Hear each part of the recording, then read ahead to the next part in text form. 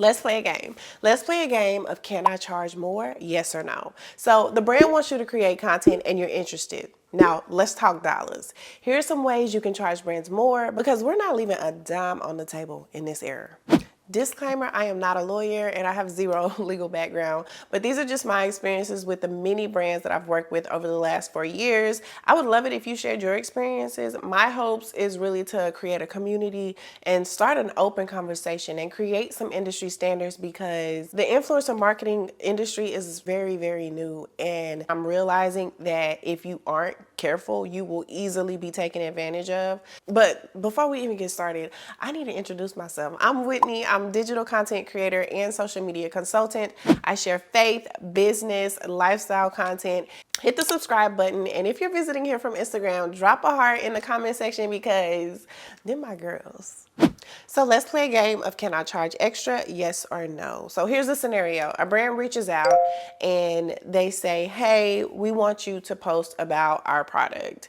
And you agree. Did you know that you can charge one rate for creating the content, one rate for sharing it with your audience, and then one rate for if the brand wants to use it? Before I tell you what all this means, let's define a very key term.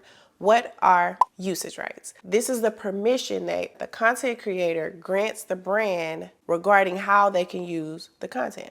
The rights outline how, where, and for how long the brand can use the influencer's content. So it's great practice to know and define usage rights. So it's really great practice to read your contract. But knowing and understand usage rights helps avoid like any misunderstandings or disputes later on down the road. Okay, so when it comes to rates, I think every creator should have 3 rates. Their first rate is the rate just to create the content. This is your standard rate. This rate is solely based off of you, your creativity, and your experience.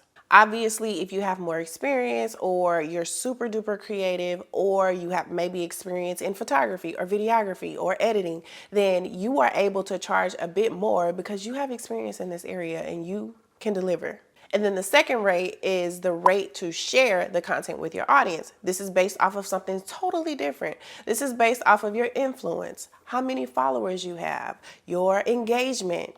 Obviously, the more engagement, the bigger your following size, then you have the luxury and flexibility, you can charge a bit more. And the third rate is how the brand plans to use the content. And here are some ways brands may use your content and when you should charge more. Okay, so a brand could just use your content for a social media post. When a brand reposts your content, usually this is in stories, and they tag you, or there's some kind of attributions that says this is their content and we're reposting it. On the other hand, sometimes a brand uses it as content for their social media because brands need social media too. And they're probably the person who's running that social media page is not creating a million pieces of content. So brands hire content creators to create content. This way they have a steady stream of content, making them consistently on people's feed. Sometimes they tag you, sometimes they don't. If it's an organic repost, I don't think you should charge extra. But the second way brands may use your content is through targeted ads. You know, when you see a product pop up on your feed and you're like, damn, I was just talking about this the other day. Don't ask me how that happens. I have my theories. But brands are paying top dollar to have that happen. They run targeted ads. And they do this one of 2 ways. They either take your content and run it as a targeted ad from their page, or they act as you.